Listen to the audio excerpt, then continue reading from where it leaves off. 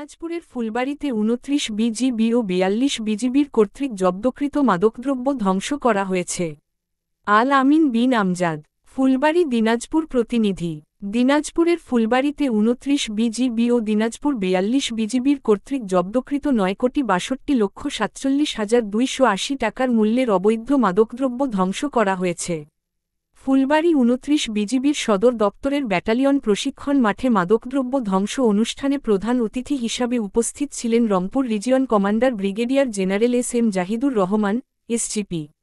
এ সময় অন্যান্যদের মধ্যে উপস্থিত ছিলেন Dinajpur sector commander colonel Gazi Mohammad Mizanul Haque, Joypurhat কুড়ি বিজিবির অধিনায়ক lieutenant colonel Nahid Newaz, PSC, Dinajpur ৪২ বিজিবির ব্যাটালিয়ন এর অধিনায়ক lieutenant colonel Ahsan Ul Islam, Phulbari battalion ২৯ বিজিবির অধিনায়ক lieutenant colonel ABM Zahidul Karim, Phulbari পৌর প্রশাসক ও সহকারী কমিশনার ভূমি মুহাম্মদ জাফর আরিফ চৌধুরী, ফুলবাড়ী থানার অফিসার ইনচার্জ এবিএম খন্দকার মহিব্বুল সহ মাদকদ্রব্য নিয়ন্ত্রণ অধিদপ্তরের প্রতিনিধি, স্থানীয় গণ্যমান্য ব্যক্তিবর্গ, বিভিন্ন শিক্ষা প্রতিষ্ঠানের শিক্ষার্থী, গণমাধ্যমকর্মীগণ উপস্থিত ছিলেন।